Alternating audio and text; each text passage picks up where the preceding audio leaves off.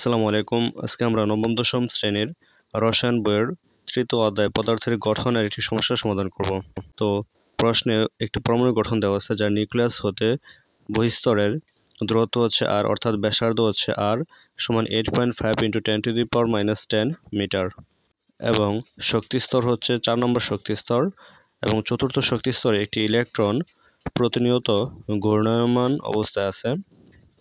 বলছে ইলেকট্রনটির গতিবেগ কত, ঠিক আছে, অর্থাৎ ইলেকট্রনটি ঘূর্ণায়মানরত অবস্থায় বেগ কত ছিল এটা বের করার জন্য বলছে।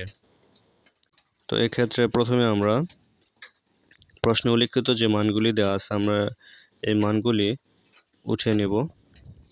প্রথমেই শক্তিস্তর n সমান হচ্ছে 4, তারপর হচ্ছে ব্যাসার্ধ r সমান 8.5 × 10⁻⁻10 মিটার, তারপর হচ্ছে ধ্রুবক পাই সমান হচ্ছে 3.1416, এবং m হচ্ছে ইলেকট্রনের ভর 9.11 × 10⁻31, তারপর হচ্ছে প্ল্যাঙ্কের ধ্রুবক h সমান 6.626 × 10⁻34।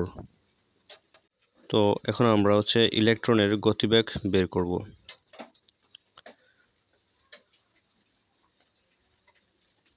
তাহলে লিখতে পারি যে আমরা জানি ইলেকট্রনের কৌণিক ভরবেগ এর সূত্রটি লিখে নেব, আর ইলেকট্রনের কৌণিক ভরবেগ এর সূত্র হতে আমরা ইলেকট্রনের গতিবেগ বের করতে পারবো।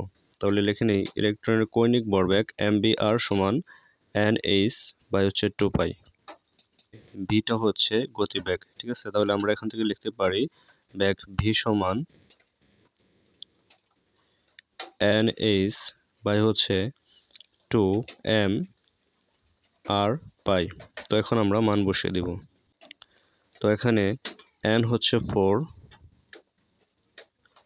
গুণ h এর মান হচ্ছে 6.626 × 10⁻34, 2 গুণ m এর মান হচ্ছে 9.11 × 10⁻31 গুণ r এর মান হচ্ছে 8.5 × 10⁻10, এবং পায়ের মান হচ্ছে 3.1416। তাহলে এখন আমরা ক্যালকুলেশন করলে পাই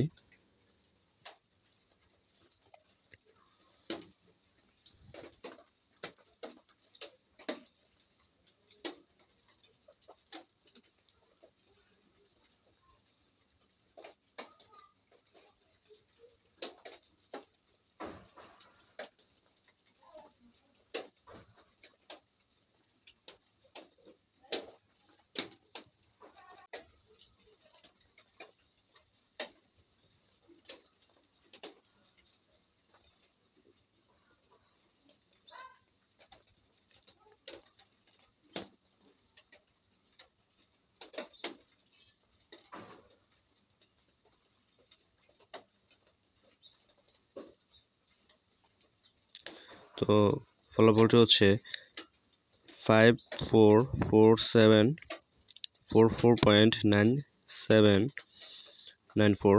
ইহাকে যদি আমরা বৈজ্ঞানিক আকারে লিখি তো মিটার/সেকেন্ড/1, তো ইহাকে আমরা বৈজ্ঞানিক আকারে লিখলে পাই হচ্ছে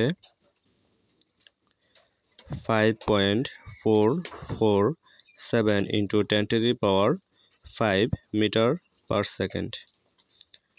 তো আশা করি ক্লাসটি আপনাদের ভালো লেগেছে। যদি ভালো লেগে থাকে তাহলে অবশ্যই কমেন্টে জানিয়ে দিবেন।